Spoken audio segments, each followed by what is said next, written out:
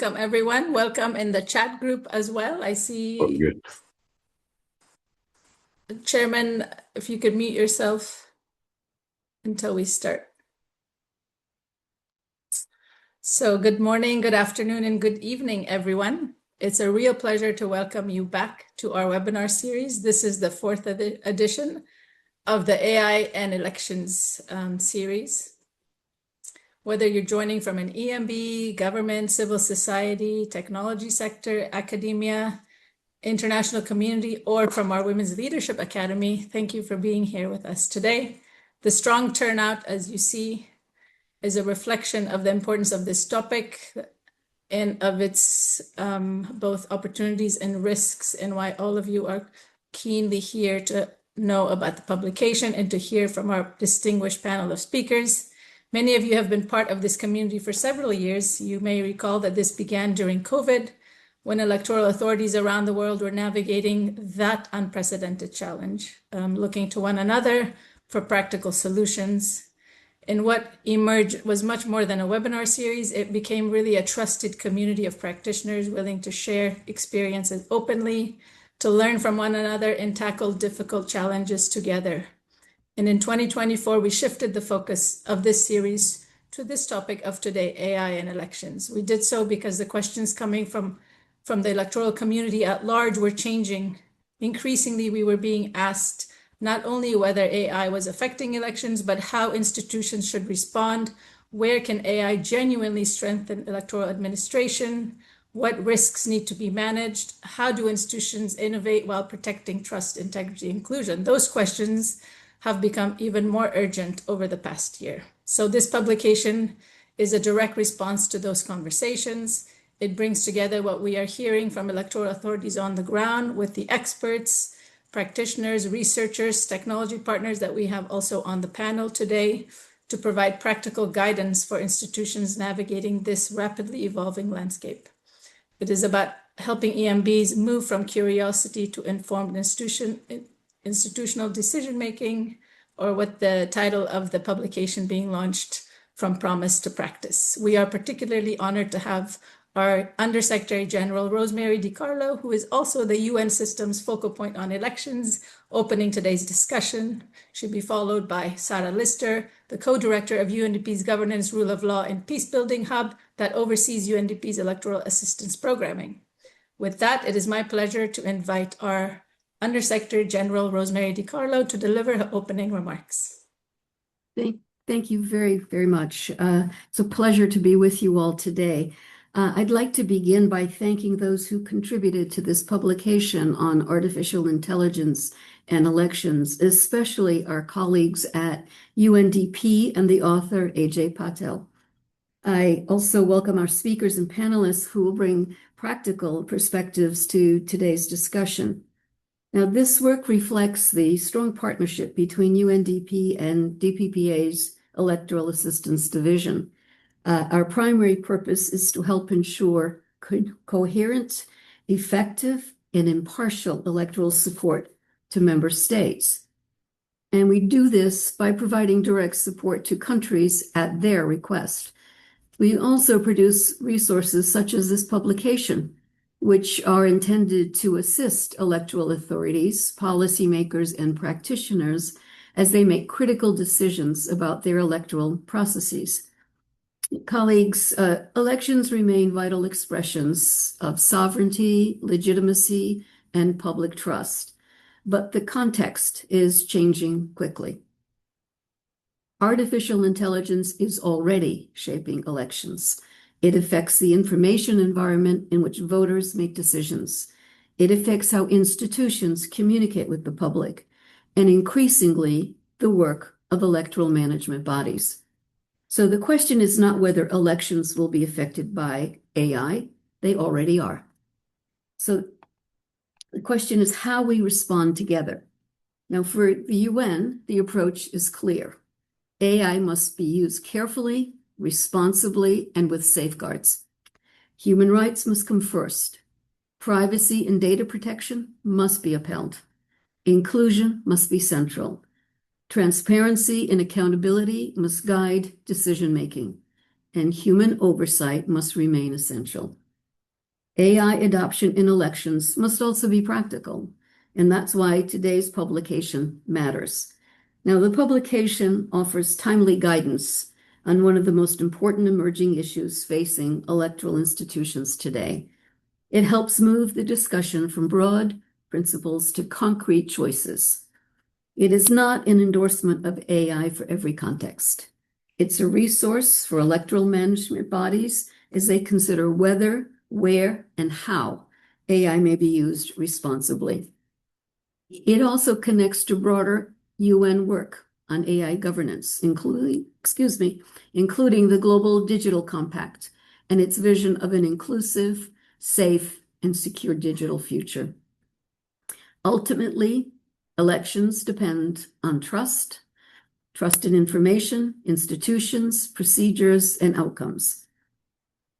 So safeguarding and sustaining that trust is paramount. Now, the UN will continue to support member states upon their request as they respond to an evolving environment and work to deliver credible, inclusive, and trusted elections. I want to thank you very much for asking me to join you today, and I look forward to the discussion. Thank you. Thank you so much, Undersecretary General. Now we move to Sarah Lister of UNDP. Thank you, Nadia. Good morning, good afternoon, and good evening to colleagues joining us from different parts of the world. I'm very pleased indeed to join you today for the launch of From Promise to Practice, AI in Electoral Administration. Let me start by thanking USG DiCarlo and our colleagues in DPPA for our ongoing partnership, for the important collaboration on this complex topic, as well as everyone who contributed to the development of this publication. I also want to thank our electoral partners, practitioners, and experts, and all of you joining us today, including speakers from Jordan, Peru, Microsoft. We are not discussing AI today as some distant future issue. AI is already entering the daily work of electoral management bodies. Some of this is not new. Electoral authorities have used forms of AI and related technologies for years. What is changing now is the speed, scale, and accessibility of new AI tools. For electoral authorities, this creates real opportunities. AI can help improve voter information, make public communication more accessible, support internal planning, strengthen data analysis, and help institutions work more efficiently. In contexts where electoral bodies are asked to deliver complex processes under tight timelines and public scrutiny, these opportunities really matter. But elections are not an ordinary administrative service. Small error in elections can affect a person's ability to vote and undermine public confidence in the process, its outcomes. This is why the question is not simply whether AI can be used in elections. The more important question is how, where, and with what safeguards. For UNDP, this question is central to our broader electoral support. UNDP is one of the largest providers of electoral assistance, supporting electoral processes in around 50 countries globally every year, and helping create the conditions for hundreds of millions of people to participate in elections. Across this work, we see electoral authorities facing growing expectations to deliver credible elections, protect inclusion, manage complex data systems, respond to digital threats, maintain public trust. From UNDP's perspective, responsible AI in electoral administration must begin with people and institutions, not technology. It must start with a clear problem, a realistic assessment of risks, and a strong commitment to human rights, inclusion, transparency, privacy, cybersecurity, and public trust. We see every day that technology alone does not build stronger institutions and better processes. Capacity, governance, leadership, partnerships, and safeguards do. Today's discussion is an important part of a broader journey for our work that includes our series of webinars, which began in 2024, capacity development work at the national level, as well as digital readiness assessments for EMBs. Also, later this year in September, UNDP will continue this conversation through a global conference in Ottawa on responsible AI in elections, jointly organized with Elections Canada. We will bring together electoral authorities, technology partners, policymakers, civil society, and international organizations. Today's webinar is therefore not only a launch of a publication, it is an invitation to continue building a community of practice around AI and elections, one that is grounded in the realities of electoral administration, informed by human rights and democratic principles, focused on practical solutions. I hope this discussion will help us think together about how AI can be used responsibly to support credible, inclusive, and peaceful elections. At UNDP, we look forward to continuing this work with our partners, supporting countries not only to respond to the risks of the digital and AI age, but also to shape its opportunities in ways that serve people, human rights, and democracy itself. Thanks very much. Thank you so much, Sarah Lister, USG DiCarlo, for situating the conversation and putting us within the frame of the United Nations and where we see technology when it comes to the sensitive area of elections. Now, without further ado, you want to know what the publication is, what does it have in it? And so we're going to move to Ajay Patel, who is the author, and he's going to tell us and show us more about the publication. And then you'll also, of course, have the link to know more, to dive deeper. But with that, I will move to AJ to share with us what he has put together in this publication, From Promise to Practice. Thank you. Let me just try and pull up a PowerPoint.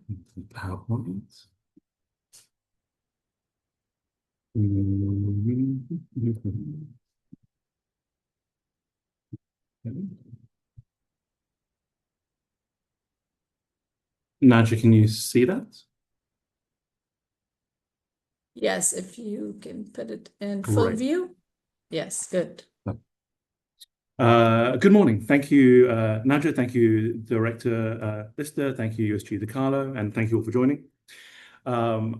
I won't describe every aspect of the resource. Rather, what I want to try and do is point out what you might find in there to focus on the sort of how you might realize the change. The starting point for this resource was not AI or technology, it's the work of election administrators. It's about the problems you face while running elections and how things can be done differently. Election administration is unique. It sits at this intersection between law, operations, politics. It's particularly unyielding and fragile. And election administrators have long looked to innovate, to improve the chances of genuine elections, to secure accepted results, and to support broader efficiencies. And within that, technology, both large and small, digital and non-digital, has been central to this. And now we're at a moment where AI has burst onto the public stage. While I believe the USG did note that we've been using AI for a long time, it has become a far more forefront concern to many. But we're also reminded that AI technology is not always the best or appropriate solution. So, looking over the past years, the report has found and describes around 50 different instances of the use of AI within elections, covering 25 different countries and jurisdictions, and they cover every part of the electoral cycle. And these are just an example of the uses that we found in the public domain. And the breadth of this points to two things. One, the potential that lies ahead, and secondly, the appetite for the electoral community to already start to use it. For many, AIs hope to help fix long-standing concerns, such as building efficiencies, automating work, providing insights, more broadly, better engaging with the public at large. And the report provides a number of pointers and insights as to how readers may use and explore the technology to support their own innovation.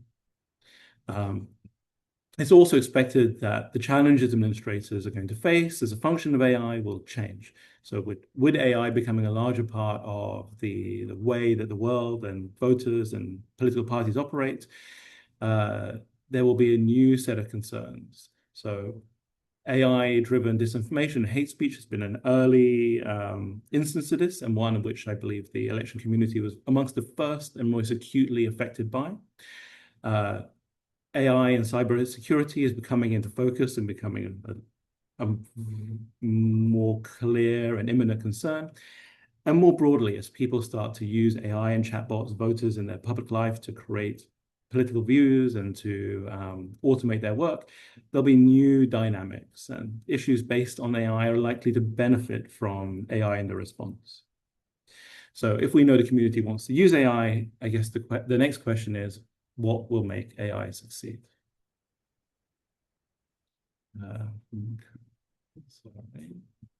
Okay. First and foremost, our work has always been guided by principles, and the resource covers those in great detail, and the question of how those might be brought into action. Human rights, rule of law, political confidence have always been essential to delivering genuine and accepted elections. Decades of experience have shown us what works and what doesn't. Approaches that prioritize inclusion, privacy, accountability, transparency, reliability, and credibility are the most likely to meet success. And we provide various ideas in the report about how they may be manifested within the context of delivering AI in an AI-enabled world. The 2024 high-level agreement between member states, the Global Digital Compact, provides direction for us on how emerging technologies, AI and otherwise, should be appropriately adopted in electoral or non-electoral instances. The document is far broader than that, towards an inclusive, open, sustainable, fair and safe, secure digital future for all. Taken together, the report tries to provide direction on how EMBs can actually deliver AI-related digital transformation, how to achieve operational and political transformation.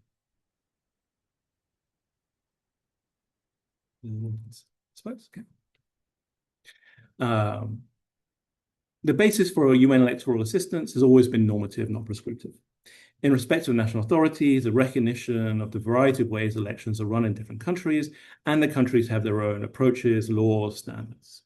So accordingly, the report provides a model that focuses on the priority areas and steps, detailing the vital safeguards while leaving space for authorities to tailor how, in practice, they use it and how it fits within their context and goals. Throughout the EMBs, staff are using AI in different ways, with or without authorization or guidance. But if the goal is to achieve digital transformation, whilst not exposing EMBs to operational political disaster, then supporting structures are needed. So the first three stages of this model are in service of creating an organization that understands where it is, where it's trying to go, and make the internal changes to be able to achieve this. So to establish an AI and digital ready organization. So step one, which is described in more detail in the report, is to understand where an EMB is, where its data is, its systems, its rules, its people, and the broader contextual picture around it. Step two is to plan as to where it wishes to go, with intention, formalization, transparency. This can involve developing a vision, the practical steps needed to get there, starting to establish buy-in amongst the other stakeholders towards a strategy of it. And also design the policies needed to create the guardrails that allow these goals, these AI and other digital goals, to be realized safely and securely. And the third step is to effect change within the organization, to reform the culture of the organization, to develop the technical infrastructure, and to build out the human capacities needed to be an AI-ready and capable organization. So once at this point you have an organization that's ready to go, the next natural step is to deliver, but to do so in the ways which are AI sensitive. Within the resource, we detail a number of points of guidance for this, many of which have been already outlined by Director Lister. And for these steps to work, they won't work in isolation. We recognize that one of the core components of any digital transformation, whether it's AI or otherwise, has always been leadership. And it doesn't necessarily mean the sort of enforcement of strict rules, but also the fostering of innovation and the driving forwards of transformation. As we've seen previously in elections and otherwise, digital transformations can face resistance. Secondly, changes inevitably risk. And AI introduces its own set of additional known and unanticipated risks. And so the standard ways to navigate this are to establish a risk management approach. There are many models of this, but they basically involve identifying concerns, applying remediations, and monitoring for the unintended dangers in a systematic fashion. And thirdly, there's a recognition that there is no end to this. The landscape of elections, of AI, is constantly changing. As EMBs, you're changing, and new opportunities are emerging from the technology. So learning and iteration become cyclical, and harnessing them is key to driving forwards and accelerating improvement and directing investments in a meaningful and efficient fashion. And throughout this, we recognize there's a balance to be struck. Past technological innovations have been based on strong rules, control, and accuracy, and manifested in a top-down fashion. However, central to the potential of AI in elections and across the public sector is an unbounding of this innovation, to spread it throughout the organization to allow staff to solve the real problems they face and to use AI to give life to their solutions. And with this looseness comes risk. So carefully designed and balanced broad frameworks and clear leadership are core. As we don't think this next wave of innovation is going to be siloed from the top down, this resource has been drafted and is intended to be not just for leadership or not just for IT departments, but for the consumption of every electoral administrator as they consider how to work carefully, but also to come up with their own ideas. And we recognize that the conversation about AI in elections will keep on changing. Technology and society are moving faster than before in ways we can't always predict. But we hope this resource will provide a basis for navigating this future. So thank you for your time. I hope you enjoy the resource. And lastly, I'd like to thank Martin, Osama, Loic, Steve, and Aleda in particular, for your support and insights. It's been a privilege to work on this resource with you. Thank you, Naj. Thank you, Ajay. Thank you for diving into the publication. It's also the link Osama has just shared. There's a wealth of information and knowledge there, thanks to the many that Ajay already mentioned, but also to the EMBs around the world that have been moving this agenda forward, and their experiences are reflected in this document. So I would like to also ask you to please, if you have questions, put it in the chat box. We will have a Q&A, but also feel free to engage with each other in the chat conversation. We will now move to our next speaker. It's essentially the stakeholder that this publication is designed for, an electoral management body, Jordan, Chairman Excellency Musa Maita. Jordan has been investing significantly in digital transformation as a country, as an election commission, but they have been taking a step-by-step approach. And I would like the chairman to tell us about the journey of Jordan, of his commission, and what his vision is for this agenda as he ensures credible and timely elections in Jordan. So, Mr. Chairman, over to you. Thank you. Thank you. Good morning, or good afternoon. I will speak in Arabic. I believe what I understood that is translation in many languages. Yes, Chairman. Chairman, okay. I'll just tell everyone there's translation in Spanish, Arabic, French, and English. So you know how to go to the little icon and get translation. We'll have the chairman speaking in Arabic. Thank you. Sorry, Chairman. Okay. في البداية بدي أشكر القائمين على المنصة وتقديري لهذه المنصة التي سوف تتيح نقاش مهم، يعني أو أهم التحولات اللي في التكنولوجيا الحالية واللي تواجه المؤسسات العامة، وهو التحول إلى الذكاء الاصطناعي AI في إدارة، خاصة فيما يتعلق في هيئتنا في إدارة الشأن الانتخابي. على أساس أن يعزز النزاهة والشفافية. وبدي أشكر UNDP على دعمهم في هذا المجال، وعلى عقد مثل هيك لقاءات، وأيضا على الدعم للهيئة المستقلة لتطوير مشاركتها في هذا في ال AI وفي التحول الرقمي قبل ذلك. الأردن بدأت في الهيئة المستقلة للانتخاب، بدأت في التعامل مع الذكاء الاصطناعي امتدادا قريبا، لكن امتداد لمسار طويل من الاستثمار في مسيرة التحول الرقمي وتعزيز البنية التحتية المؤسسية، مع أن يكون هناك أمن سيبراني. هذا الأساس هو مكننا من الانتقال إلى مرحلة أكثر تقدما، لا تقوم على استخدام الأدوات بشكل منفصل، بل على بناء الجاهزية المؤسسية الشاملة للذكاء الاصطناعي. وكما ذكر بعض المتحدثين أن مشكلة الذكاء الاصطناعي أن لا يكون التعامل معه كحلول فنية تقنية فقط، وإنما كتحول في طريقة التفكير المؤسسي نحو إدارة أكثر اعتماد على البيانات، وأكثر قدرة على الاستشراف واتخاذ القرار مبني على التحليل والدقة لا على الانطباع.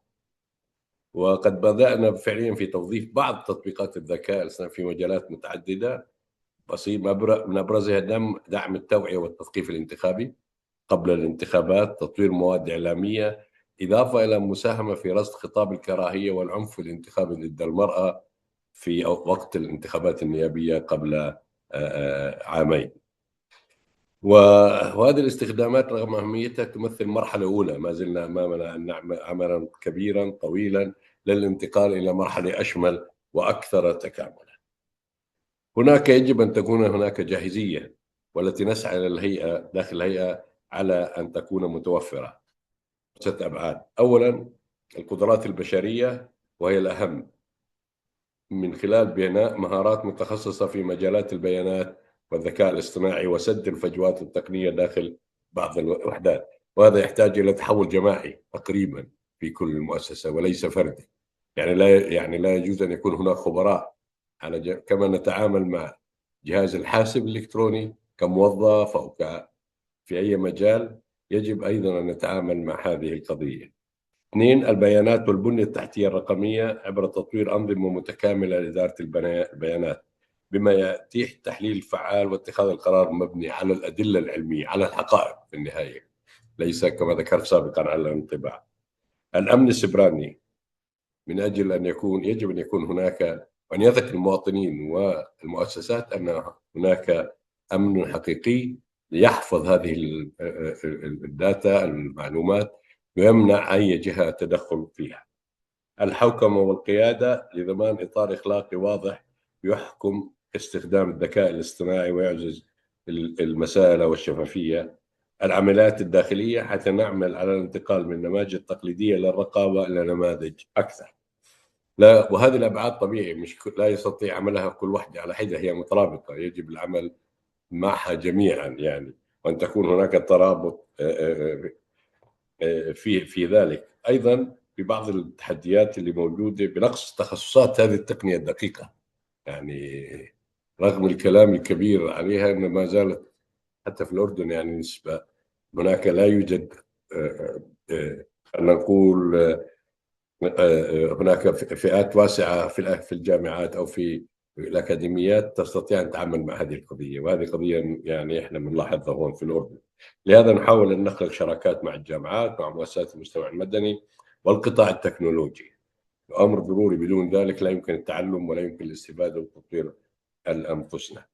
وهنا بدي أقول يعني على قضية إن نحن في الهيئة نعتبر هذا التحول هو مسار استراتيجي وليس خيار فقط، ليس خيار، هو مسار استراتيجي للتطوير ويجب يعني أن تكون في مدة قصيرة لتطوير تراكمات تمكن الهيئة من الانتقال، يعني أن تكمل انتقالها في التحول الرقمي إلى الذكاء الاصطناعي لإدارة عمليات انتخابية قائمة على النزاهة والشفافية.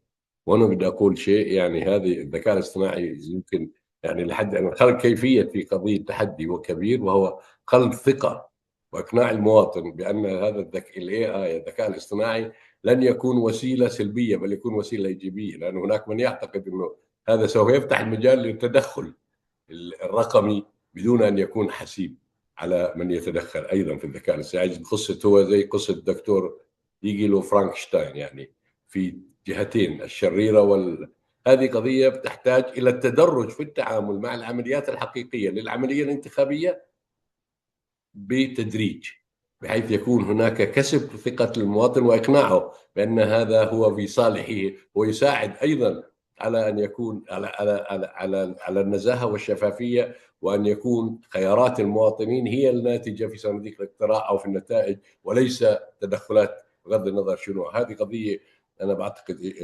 تحدي كبير يجب علينا التعاون معه، ممكن مش مش كل البلدان، لكن أقل ما فيها أنا اللي بعرف عندنا في المملكة الأردنية الهاشمية وفي بعض يمكن البلدان الأخرى القريبة منا، يجب أن نقنع المواطن في أن هذا هو لصالح العملية الانتخابية، لصالح الثقة، لصالح العدالة، لصالح النزاهة. وصحيح أنه الذكاء الاصطناعي لن يكون بديل على الإنسان، في النهاية يجب التركيز على تطوير الكوادر البشرية التي تستطيع أن تتعامل مع هذه العملية المعقدة بقدرة وبشفافية وأيضا بحكمة. وهذه قضية مهمة جدا، واحنا واثقين انه مستقبل هو الذكاء الاصطناعي، وفي الانتخابات ايضا سوف يكون الدور الاساسي لهذه الاستعمالات. ويعني احنا حاليا في مرحله ايضا بناء قدراتنا ومن التعاون مع اليوندوبي. بشكرهم على البدايات ما دام احنا موجودين، خبراء اللي موجودين، يجي اسامه على الدعم اللي بيقدموا لنا اياه، وان شاء الله بنراهم في شهر اوغست ايضا بشكل مباشر، بحيث نستطيع انه نطور هذا المشروع. على فكره اوغست عندنا يمكن تكون ادفى من اوروبا هسه، امريكا بالوضع الحالي، فما بتخوف يعني هلا في تغير المناخ. فاهلا، شكرا لكم وشكرا على هذه الفرصه اللي اتحتم لي ان اتكلم عن الهيئه المستقله وعلاقتها بالذكاء الصناعي والتحول الرقمي. شكرا.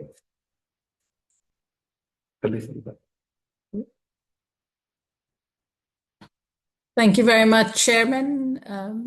It was important to hear the approach of Jordan, which is really looking at the institutional readiness, issues of partnerships, and recognizing that expertise sits across different sectors. So a strategic approach taken by Jordan. Thank you for sharing that with us, Chairman.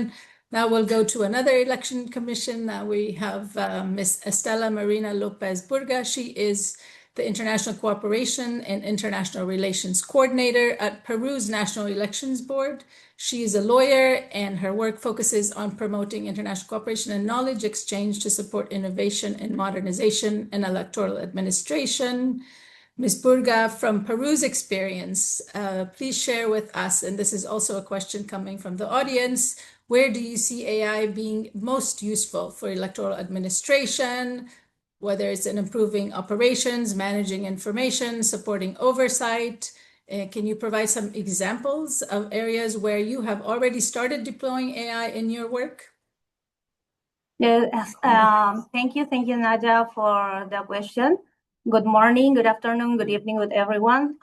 It is a great pleasure and an honor to represent Peru's National Board. From the GNE in this distinguished panel. I'm going direct to the question. From the GNE's perspective, AI is not about replacing people. It is about helping electoral institutions work more efficiently, provide better services, and build public trust. Well, in Peru, we see the greatest value of AI in three main areas, that is improving internal operations, enhancing knowledge and management, and improving communication with citizens. For example, we are developing our AI ecosystem called Electoral, which include tools that assist legal experts in reviewing electoral cases, enable faster access to electoral jurisprudence, and provide official information through intelligent digital services. Well, these initiatives are supported by our dedicated AI laboratory and technological infrastructure, allowing us to develop AI solutions in secure and responsible way. So together, this initiative help us to reduce processing times, improve access to reliable information, and support our specialists so they can focus on analysis and decision making.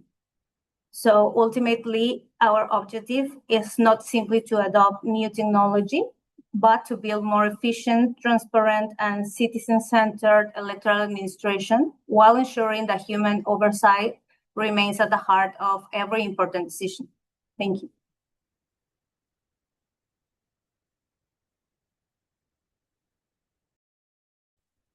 Thank you so much, Maria. Maybe if I can ask you one more question, and then we'll move to our next speaker. Can you maybe share with us how electoral authorities use AI in a way that improves efficiency without creating new concerns about transparency and fairness, which is a question coming also from the audience.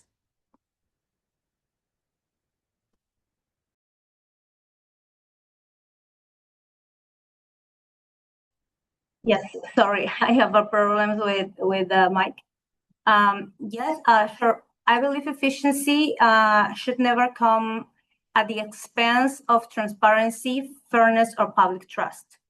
Electoral authorities should use AI as a tool to support people, but never to replace human judgment.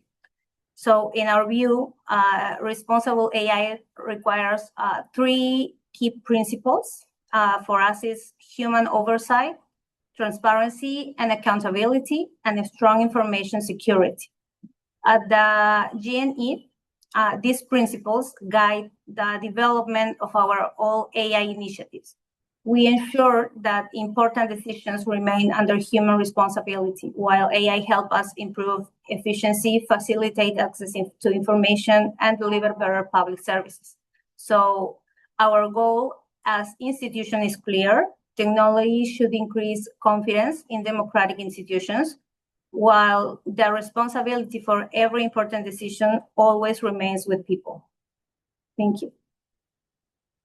Thank you so much. I think that's an important point of stressing the importance of human engagement across any adoption of AI that we do, particularly in our field. So thank you, Peru. Please do follow Peru. They are one of the more advanced in terms of deploying different technologies, including AI.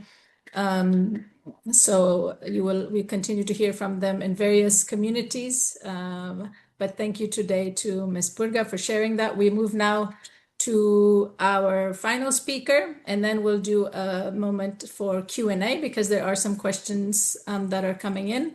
Ethan Chumley, he's Director of Security and Emerging Technologies at Microsoft Tech for Society team. He's a Director of Security and Emerging Technologies, and we are very happy that he's here. He leads on cybersecurity, election preparedness, and responsible AI programs. And he supports and engages with electoral communities like us. So we're very happy that he is here. And we would like to hear from him from Microsoft's perspective. What are the first safeguards that should be in place before an election authority uses AI? Maybe we start with that, Ethan. Sure, happy to. Good morning, good afternoon, everyone. Just to start off, thank you to the UNDP program, for everyone here, for joining, for the organizers for convening this, and certainly for the thoughtful and detailed report on election administration and AI's involvement in elections. My name is Ethan. I'm based in Washington, D.C. I work at Microsoft on a team called Tech for Society. We think a lot about how AI can be used safely and responsibly in sort of high stakes use cases that involve anything from journalism to human rights to election administration. I think when people hear AI in elections, the conversation also immediately jumps to some of the security challenges or some of the more fraught topics in the space. And those conversations are really important. But for election administrators and those running elections, you want to think about how AI can help your organizations, how can you better serve voters, how to strengthen election administration. And I think that this newly released report makes some great points, highlighting inclusion, efficiency, and accessibility while sort of critically maintaining public trust. And the report's title, From Promise to Practice, I think is a great framing, where the question is no longer, is AI exciting? It's, does it solve real administrative problems in a way that doesn't compromise public trust? And the guardrails to put in place around that, I think that the first AI-related project that an election authority should undertake is probably implementing an AI use policy, not an AI application. You want to start with that governance before you start building. I think, to that end, there are a few sort of principles to consider in this area. The first is, as some other speakers have already mentioned, that human accountability is non-negotiable. If AI makes a mistake in an electoral process, a human must be accountable for that, not a machine. AI should be assisting staff, but not replacing that official judgment. And there should always be, regardless of the systems in place, there should always be an ability for a human to check an AI's work before that AI, before that output or that decision sort of becomes public or becomes part of the process. There should always be an intervention point. I think electoral management bodies can achieve that by starting simply with an AI use policy, a document an internal patterns and practices policy that define what their staff can use AI for, what their vendors and service providers are allowed to use AI for, and importantly, where it cannot be used or where it should not be used. As Microsoft, we're not the ones to say what an acceptable use of AI is, but supporting that policy for your office to have those hard discussions and write that down for your staff. Clarify what the approval processes are. What types of data are you okay uploading into these tools, and where are you not? And really importantly, sort of practically from our experience working with global EMBs on this, that AI use policy should help define what tools are okay to be used and which are not. Using trusted, enterprise-grade, privacy-first, security-first AI tools, especially generative AI tools like chatbots and LLMs. Not all AI services are created the same, and not all of them have the same security, privacy, or compliance protections. There are enterprise-grade, privacy-protecting tools. Almost always, those have a cost associated with them.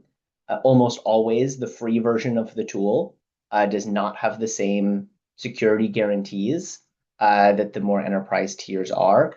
And you can work with your IT departments and with your offices to sort of define what that is to start. So I think packaging all of that up, and then once you have that, of course, the communication to your staff and your internal operations, but that communication to the public too. They should really focus on transparency and focus on trust. You don't want to hide the fact that you might be using AI in certain administrative processes. If the public learned that you were using AI for something, would they be upset? Would they still trust the outcome of the election? And the public should never have to find out on their own if you're using AI. That transparency and that openness, I think, should be built into the process. Thank you so much, Ethan. Maybe one question. I think you raised important points, the importance of an EMB putting in place governance measures.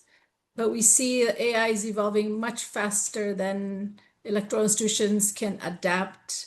What responsibility do you see technology companies having, not just to innovate, but to ensure public institutions like EMBs can adopt AI safely and responsibly? Yeah, I think that probably there's two sides of that, right? One is what should tech companies be doing to make sure that any enterprise or government customer can trust the AI tools that you're using. And I think a lot of that starts with, having responsible business practices. Our tech companies, you should hold your tech providers and the tech companies accountable to the standards that you want to see in your AI tools. Is the data that you are uploading private and just for you and not being used to train models, for example? Or can the data that you upload be consumed or seen by others or used to train AI models? And in those sort of product use policy conversations, you should make sure that you are both checking what they are in advance, but also that you have a way to audit those outputs and those outcomes. I think the other one is, are tech companies sort of engaging with you on this topic? Is there somebody that you can go to for help and for advice? As you said, the technology is outpacing the ability for electoral management bodies to adopt. I think the technology is outpacing even fast-paced private industry. I work in the AI field, and I have trouble keeping up with all of the latest changes and advances in the AI tools that even I have access to in the tech sector. So you need to both, there's some amount of self-education that needs to happen there, but are the tech companies there to help? Can they give you guidance on what responsible AI looks like from their platforms into your organization? We, just recently concluded a project or handed off a project that we did around AI use with electoral management bodies, with International IDEA and Arizona State University here in the United States, around responsible adoption of AI. And we really worked hand in hand with electoral management bodies, with elections consultants, with technology consultants, to make sure that you had a good starting place. Part of what we created was something we call a prompt library. If you are not sure how to get started using AI, we have open source demos. We have prompts that you can get started with, use cases that you can get started with, stories from other electoral authorities that are using AI in their technology, and we've made all of that open source. There's resources you can ask questions of if you have them, and I think giving those examples, giving those starting points, and then offering a area for assistance if needed can be really helpful in having sort of a safe and responsible adoption point. Thank you so much, Ethan. I think there's a lot of work Microsoft is doing. There is a lot of work that is also featured on the Arizona State University initiative that I think will be useful to many of the EMBs here. Thank you for sharing that as well. We have now 10 minutes and we had a lot of questions, so maybe I will move it to AJ so he can dive a little bit around reflections, maybe not necessarily answer all the questions, but essentially the questions revolve around how EMBs can adopt safely, what are some examples, what are the opportunities for EMBs, and also on the partnerships like Microsoft and others to ensure that there is good knowledge and expertise and trust in the technologies that are being adopted. So AJ, and then also if any other of the speakers want to come in before we close, please do raise your hand. AJ. Sure. Thank you, Nadia. I think, so looking at the various questions, the first one I saw is around data protection and privacy. And we do view this as being fundamental to the ability for AI to work efficiently, but also to work legally and generate public trust. So many countries will have data privacy or data governance and protection regulations, and some will not. However, even the absence of such, it makes practical and political sense to institute those. So some of these include protection of privacy, confidentiality and security, being proportional about how you use and collect data, making sure that your data is accessible and portable. Of course, that you are adhering to the law, making sure people know how the data is going to be used and agree to how the data is going to be used. And then questions about quality of data and the ability to use it within your systems and for it to join up with other use cases with interoperability and standardization. What would I probably say core to this question is what is the data being collected and what's the data being used for? There are clearly different sensitivities around using data in a way that might influence or impact voter choices, as opposed to using data for planning and logistics. And part of as an EMB moves forwards with considering how to adopt data, that's core to it. Specifically within AI, there is this question of, I think many of us have understand around bias. So that the concerns are that you use data and AI in a way that creates bias that skews outcomes, perpetuates existing dysfunctions or undesirable dynamics. Cases of minorities or gender in particular being underrepresented are sort of well known. So, questions of the data governance are key, but also so are the questions of data quality and how data is carefully used, but also how outcomes from AI systems are monitored to ensure that they are meeting the desired goals. Let me take a quick look at some of these other questions, which there were many. I've been trying to write into there as we've been going along. How can election management bodies adopt AI whilst maintaining public trust and transparency in the election process? And I think that is sort of fundamental to the question of using AI in elections. You can use AI for lots of things, but putting aside the efficacy of it, the ultimate goal is to run an election and to reach an outcome where everyone's confident in the results, and the Election Commission can sort of move forwards without having without accusations. And the politics around AI are clearly shifting in many countries. In some places, there is maybe a souring of the attitudes toward AI. There have been numerous surveys where the public has expressed skepticism as to how AI is used. And of course, AI has become totemic. It's, in the end, there's a tool. The real question is how organizations, institutions use it, and in this case, how EMBs use it.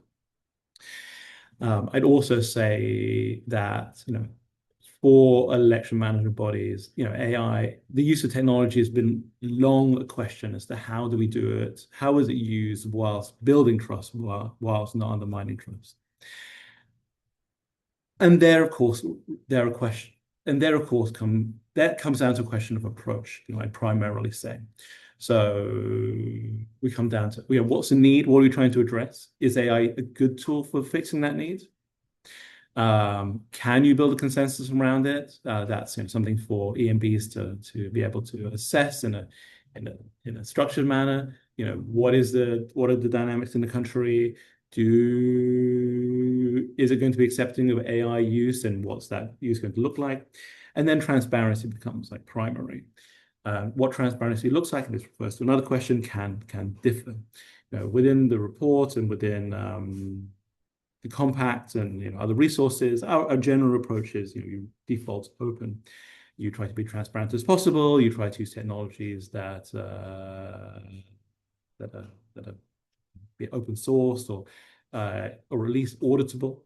You try to produce outcomes and that can be evaluated by others. So there are numerous places where transparency and credibility have been built. The question is a consultation and openness with the different stakeholders to be able to create a forum where the challenges, the possible solutions, and the remediations can be expressed in a meaningful conversation. Natasha, what else do you want me to take if we have much time? No, I think that's good. I think I'd like to move back to Microsoft because I have a question that I think our audience may enjoy. There's a lot of questions in the chat about specific examples. So we will be having another session on this where we bring IT and operations colleagues from EMBs, and we can have a more detailed technical conversation about what are some of the use cases beyond what you heard today. But I'd like to move to Ethan and ask, looking 3-5 years ahead, what do you think AI-enabled election administration will look like in practice? And you have 2 minutes before we close. Sure. Yeah, happy to answer that, and I'll be quick. Look, 3 to 5 years in the future, I hope that we don't have AI running elections, but I do hope that it has become a sort of a routine productivity layer behind a lot of the routine office functions of AI. Elections officials are faced with they don't have a lot of resources.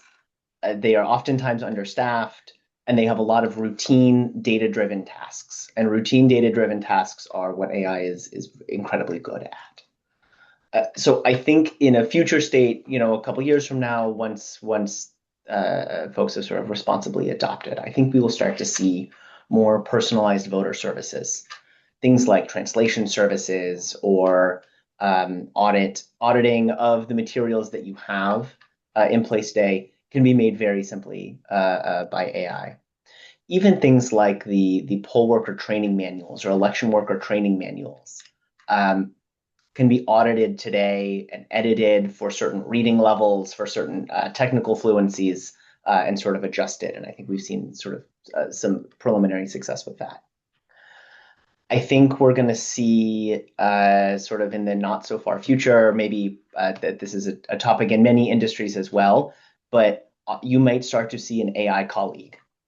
You might start to see, we would call this agentic AI or an AI agent, but you might be leaning on AI to help write first drafts of communications, to maybe summarize legislation, and your interaction with AI might start to become more fluent in sort of the email or chat systems that you are using today. And hopefully that might start to become more normal, just as you would email a colleague today. And I also think that, into the future, and especially as certain, especially image generation becomes more convincing through generative AI tools, just that foundation of AI literacy amongst the public needs to become a core competency. Not only will election officials need to understand how to use AI, but the public will need to understand how to evaluate AI, evaluate content, assess if that might be AI generated or not. But even if they are not, if the public is not a fact checker, how to check authoritative sources for information to make sure that what they're seeing is not sort of malicious AI content. Right? It's that next step in that broader lens on responsible adoption. Just to close out here, I see we're at time. I think that 5 years from now, the most successful election authorities aren't going to be the ones that are using the most AI. It's the ones that will have found that right balance between innovation, that human oversight, security, and really sort of solving problems that they have acutely today in that sort of safe and trustworthy way. Thank you so much, Ethan. There's some excitement, but also a lot of caution there as we progress in this journey of learning what we can and cannot do in the elections field when it comes to this emerging technologies. Thank you to all the speakers for sharing their experiences. Thank you to Ajay for reviewing the publication with us. You have the link. There are examples there for you to look at. There are other resources. Follow us along also in our conference that is happening later this year, where we bring more EMBs together around this topic and examples sharing. Sarah Lister, would you like to say anything else? Well, we are at close. Thank you so much, speakers, esteemed participants, all of you joining from around the world. We're very happy that you continue to engage with us in this community, and we will continue to share information. And please write to us if you have anything you'd like to present in the next session, if there's any particular questions, knowledge exchanges that you think would be useful to your UMB and to your communities. So thank you so much for joining today. Thank you. Thank you so much, everyone, for joining. Bye.